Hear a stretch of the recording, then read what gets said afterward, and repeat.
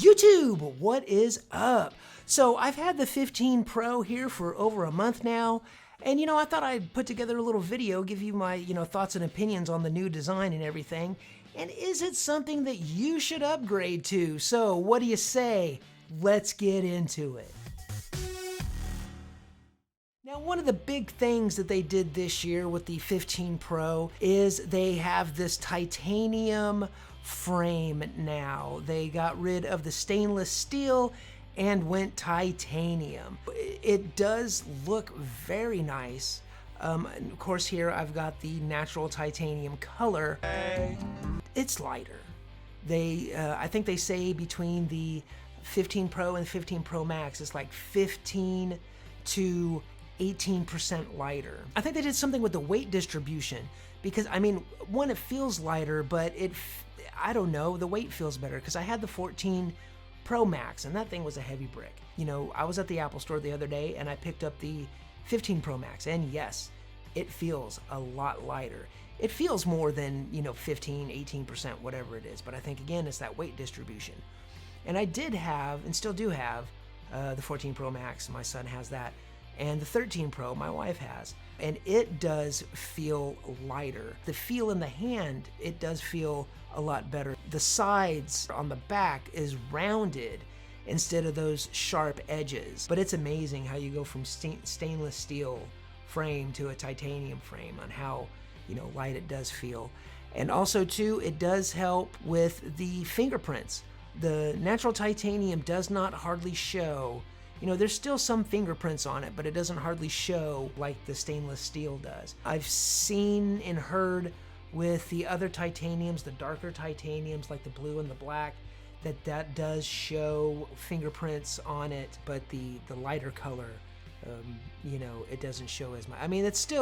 It'll still get fingerprints on it, but nothing like the stainless steel. Cool. Cool. And also too, with the 15 Pros comes another chip. A17 Pro, there is a big change this year than there have been in previous iterations. One, it's a 3 nanometer technology coming from a 5 from the 14 Pros. That means that they're just that much more smaller and they can put that much more into a chip. Smaller means more efficient. But the big thing is the GPU. This now has more of a gaming GPU in it. This phone, you can now play video games on it that are console or PC games. They have ray tracing now, which if you don't know what ray tracing is, with the console and PC games, that's more shadows and depth and all that graphical goodness. And from what I understand, this is the first phone to have ray tracing on it. I haven't bought a game. They've just come out that Halloween or something like that. Some Resident Evil games. I'm not into the scary jump scare stuff. Man, the first Resident Evil game back in the day on the PlayStation scared the bejesus out of me. Those dogs jumping out of the window and everything. Yeah, no, Max Payne, all that. No, you can give me my Fortnite, my Call of Duty, where you don't need to jump out and scare me. Assassin's Creed, they're gonna have an Assassin's Creed now. I might check out that game. And of course, with the 15 Pros, you get the action button. Woo, action button. Anyway, no more mute toggle switch, which personally I think is great. I don't know about y'all, but when I got my phone, it went on mute and it stayed on mute. I didn't change it. Now I can, either use it or not use it. I can still leave it on silent. It comes default silent out of the box, but you can map it to use it for something else. What I have mine mapped to is the camera. And I know you're thinking, well, why do you have the camera? Let's see. You got your camera, right here. But, sometimes being left-handed, it's over here, so sometimes I don't always hit it. I like having it to where you can just hold it down and watch out. And also the big thing that Apple did this year, and they did this with the whole 15 series, USBC. Oh my God! Wow! They got rid of Lightning and went to USB-C. Now, the reason that they went to USB-C, as you may or may not know, is because of the EU. The EU passed a law that said, I think by 2024, all cell phones or electrical devices have to have the universal charging port, which is, USB Type-C. I personally think that Apple was going to stick with Lightning for a little bit longer, and they were looking to go portless. Once they figured out portless with, MagSafe, they probably still are working on it. I did have one situation of what? We're all an Apple family, here in my household. Normally, I don't charge USB-C. It's all MagSafe. I got MagSafe, here. I've got MagSafe in the bedroom, in the kitchen, in the living room. It's all MagSafe. Wireless charging. It's what I do. I don't even hardly ever use USB-C. However, when I'm in the car, when I'm in the SUV, we have the CarPlay.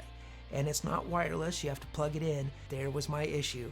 I had USB Type-C to, USB Type-A, plugins. It was just that I got in the car and there was that aha moment where I had to go back into the house and I had to go get one. And now me and the wife have to swap the port because there's one port for Apple CarPlay. Why are you pushing me? Now, also with the 15 Pros, of course, they had to make it a Pro USB Type-C port. So it is a USB 3.0 speeds. The regular 15s have 2.0 speeds. These are 3.0, which means that when you plug it into a Mac, the transfer speeds are faster. The USB Type-C cable that comes in the box is not 3.0 speeds. It's a 2.0 speeds. Oh, come on! Well, Ace, why would they do that? Why wouldn't they include it? Nobody does. Samsung doesn't include it. Oppo, I don't know. I know Samsung doesn't, and I don't think Google does. They're all 2.0. No one includes a 3.0 USB Type-C in the box when you buy the phone. If I'm incorrect, please let me know in the comments down below. You sure about that? And also, too, with the Pros, you can plug a USB Type-C external storage directly into the phone, and you can record videos, directly onto an external hard drive. You can also charge other devices. If you've got USB Type-C to Lightning, you can plug it in and charge your AirPods. You can charge somebody else's iPhone. USB to USB, you can charge, an Android phone. Can you dig it? Now, as far as the camera goes, it's, it's still 48 megapixels, although they did make some changes. I don't know, I think it was hardware changes. I don't know, the pictures look a little bit better. Night photography looks a little bit better. Daytime. I'm not a professional camera guy. I'm not a pixel peeper. Things look a little sharper. Colors look a little better. What do I know? That's why I get an iPhone. I pull it out, take a picture, boom. It's awesome. He ain't lying. But they did do this next gen portrait thingy, to where if you're just taking like regular pictures of people or your pets or something like that, where if it's just a regular picture and you take the picture and you're just like, oh man, that would have been cool as a portrait, you can do that in post. You can just be like, oh, well, I want to make this a portrait. And you switch it over to portrait and you can decide how much bokeh in the background you get to how little you get with a regular portrait picture. You have to take the picture off of the 15, so you can't take like old 14 or 13 pictures, and then I guess that's just reserved for Google. Google can do that, take the old pictures, and hell, I think they can even take iPhone pictures and do all the magic stuff on it. But that's Google. Google's picture stuff is really, really cool. I digress. There's something awfully screwy going on around here. With all that being said, is this something that you should upgrade to? If you're on a 14 Pro or whatever, you've got pretty much all the same things other than the USB Type-C.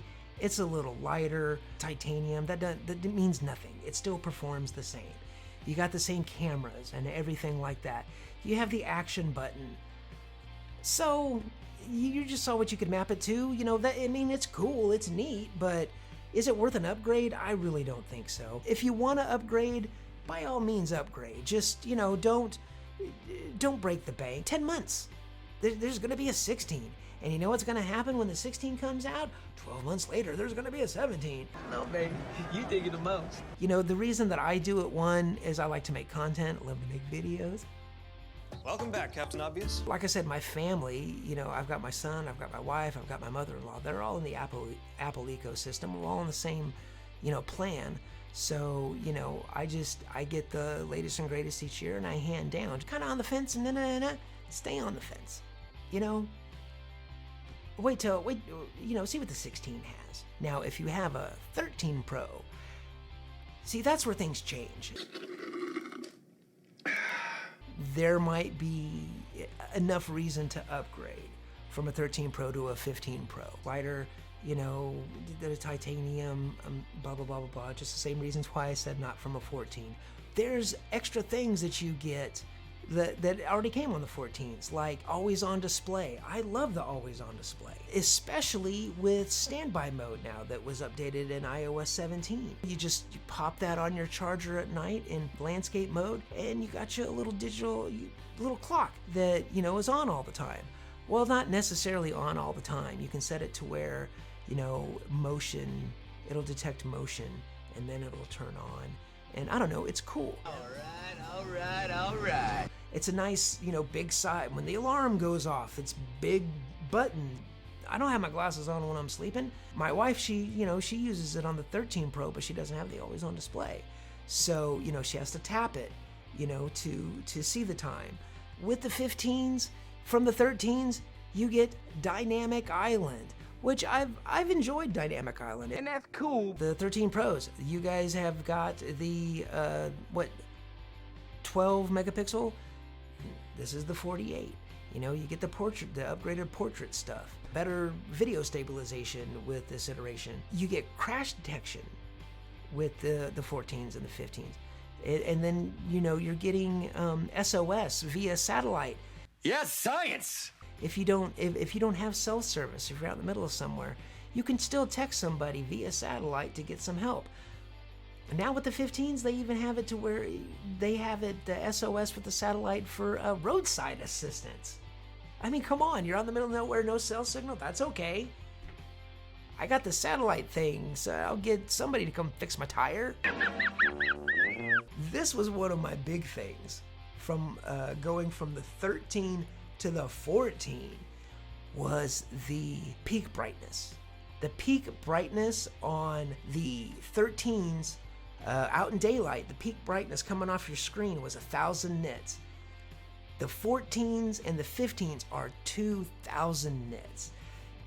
You can see your phone so much better in direct sunlight. Do I feel that upgrading from a 13 or a 12 or anything? Yes. Don't feel like you have to have FOMO. If it's something you can't do right now, you know, take care of the things and the things will come. If you're happy with what you got, man, don't let anybody pressure you into doing anything.